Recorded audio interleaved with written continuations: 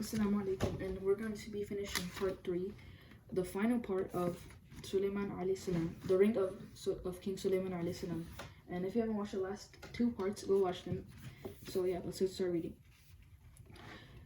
Sulaiman alayhi salam recovers his kingdom. Sakhr could not bear with the truth until the council chamber held by the learned Israelites. He flew away from before them until he rested upon an embattlement with the blessed signet ring. Then the treacherous jinn flew away until he reached the sea. By the will of Allah, Almighty Allah, the ring became loose in his finger and it fell down into the sea. Allah ordered the fish to swallow the signet ring. Sulaiman on the other hand turned to the sea and would carry fish to the market for the seafaring men. Each day the fisherman would give him 2 fish, and he would sell 1 fish for some bread and the other he would grill it to eat.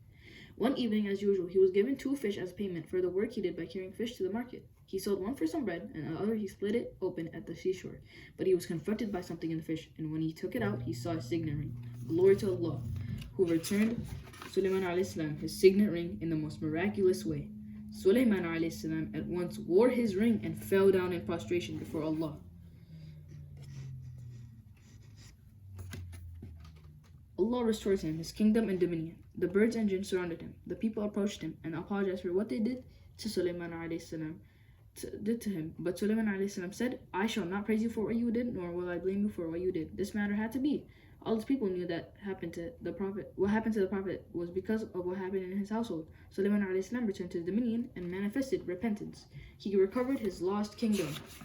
So Sulaiman alayhi salam punished Sakhr. Sakhr, the very jinn who corrupted the kingdom of Sulaiman alayhi salam, of King Sulaiman alayhi salam, who deceived people by his odd judgment and who impersonated the Prophet for 40 days, now left the kingdom with apprehension and led to a faraway distance after he lost the ring into the sea.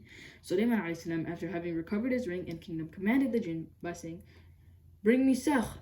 The jinn set for the search and finally found him. They caught him and brought him to Sulaiman alayhi salam. The Prophet then placed Sakhr in an iron chest, shut it and locked it powerfully. He sealed the iron chest with a signet ring and gave orders to cast it into the sea. The chest containing Sakhr was thrown into the lake of Tiberias. Sakhr will be there until the day of judgment or the hour arrives.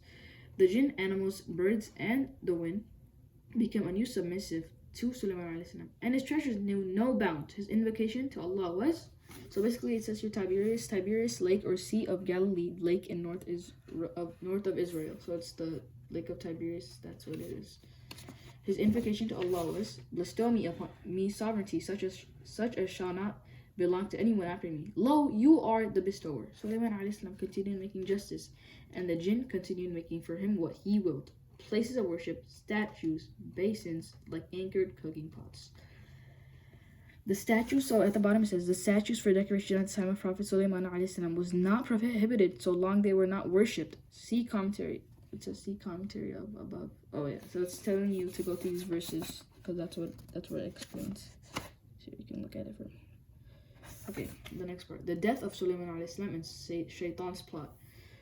Sulaiman alayhi salam would isolate himself in the temple for a year or two, for a month or two, for more or less time. His food and drink would be brought to him. He perceived that his death was near. From the time he was in his temple alone, there was not a day when he woke up a tree had not surrounded in the temple.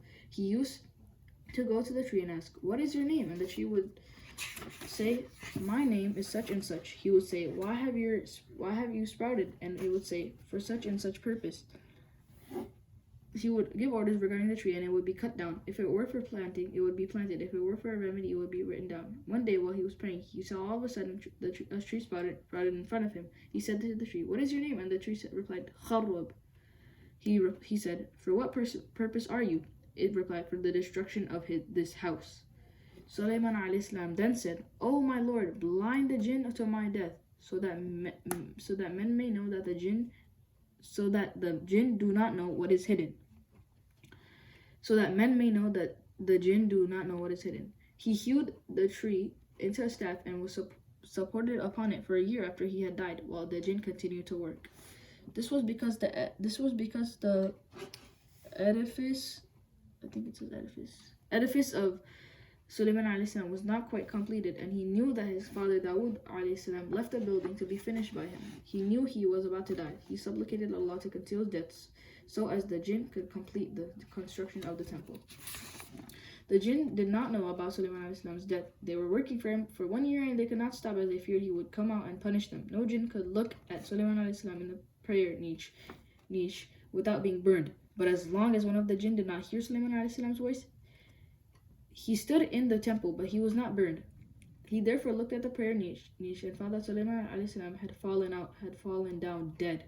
He went out and broke the news on the death of Sulaiman alayhi salam. They opened the temple and brought the corpse out. However, they discovered that a termite had eaten his staff, but they were confused in estimating for how long the prophet had died. So they placed in the termite, the staff, and they placed the termite on the staff, and it ate the staff for 1 day and 1 night. They measured the length of the staff the termite had eaten for a day and night. They reckoned the basis of that calculation that he had died a year previously. The jinn had been submitted to Sulaiman alayhi salam a year after his death. The people at large thereby concluded that the jinn had been lying, for had they known that the unseen, they would have known the death of Sulaiman alayhi salam, and they would not have remained in toil for a year working for him. For that is the word of Allah. Nothing showed him his death but a creeping creature of the earth, which gnawed away his staff. If they had known the unseen, they would not have continued in this toil. Then the jinn said to the termite, if you eat food, we will bring you the best food. If you drink wine, we will bring you the best wine, but we will bring you water and clay. They brought to the termite clay and water. The clay which is within wood is said to have been brought to the termite by the jinn out of gratitude to him. Sulaiman alayhi salam was 13 years when he succeeded his father, and he reigned for 40 years. He died at the age of 53. The exact location of his tomb is uncertain. Some place it is Jerusalem at the dome of the rock, while others say his tomb is near the seas of Tiberias. But the Prophet of Islam, Muhammad said, according to the tradition mentioned in Chronic, the Tabari, an eminent Muslim historian, the tomb is found in the midst of the sea, in a place excavated in a rock. This place contains a throne on which Sulaiman alayhi salam is placed with his royal ring on his finger, appearing as though he were alive, protected by 12 guardians night and day. No one had arrived at his tomb except 2 persons, Afan and Bulikia. After the death of the king and Prophet Sulaiman alayhi salam, Shaitan wrote an incantation and several books on witchcraft and buried it with his throne. Then Shaitan exhumed the throne and the books and misled people and said, it is by these books that Sulaiman alayhi salam derived his power and wealth. Thus the people of Sulaiman alayhi salam was made to practice magic. The false accusation which Shaitan made the people of Sulaiman alayhi salam to stomach was however removed by Allah, who says in the Holy Quran, chapter 2, verse 102, and followed that which the devils falsely related against the kingdom of Sulaiman alayhi salam. Sulaiman alayhi salam disbelieved not, but the devils disbelieved, teaching magic and that which was revealed to the angels in Babel. The beast and the ring of King Sulaiman alayhi salam. This is the final part, guys. In Muslim ahadith, there is a prediction of our beloved Prophet Muhammad sallallahu alaihi wasallam relating a beast that will appear before Qiyamah as a sign. The beast will be in possession of the blessed ring of Sulaiman alayhi salam. Huzaifa narrates, we were talking about Qiyamah, and the Holy Prophet peeped and said, Qiyamah will not come till you see 10 signs, which are smoke that will remain spread throughout the east and west for 40 days, Dajjal, Daba, a 4-legged beast of the length of 60 yards. He will have the stick of Prophet Musa and the ring of Prophet Sulaiman. In running, it will have no equal. He will strike Mu'min with Musa's stick and mark the word Mu'min on his face. And similarly, the ring of Sulaiman will be used to stamp kafir on the face of non-believers. Rising of the sun in the west, descent of Prophet Isa, Yajuj and Majuj.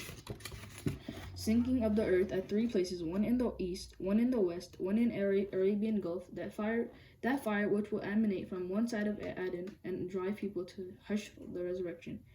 The ring of King Sulaiman alayhi will be used again by the beast before the last hour to set believers and non-believers apart. The beast will mark a black dot on the nose or neck of the kafir by the ring, and his face will darken.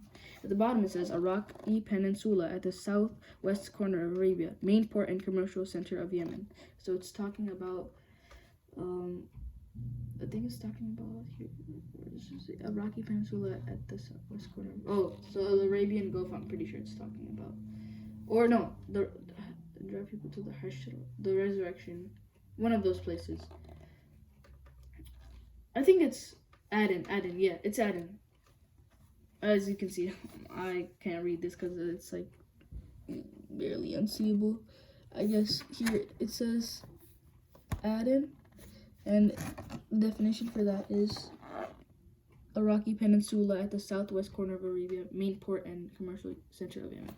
So yeah, guys, we are done with this video. I hope you guys enjoy the series, and you guys should tune in on the next video that I'm going to make. It's about Hajj and Umrah and Ziyarah, and it's in the light of the Quran and the Sunnah. So stay tuned for that.